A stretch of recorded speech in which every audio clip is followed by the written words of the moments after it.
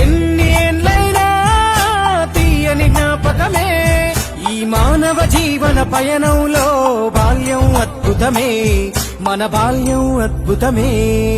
వీరి వీరి గుమ్మడి పండు వీరి పేరేమి తాగుడు మూతలు దండకోర్ వీరి పేరేమి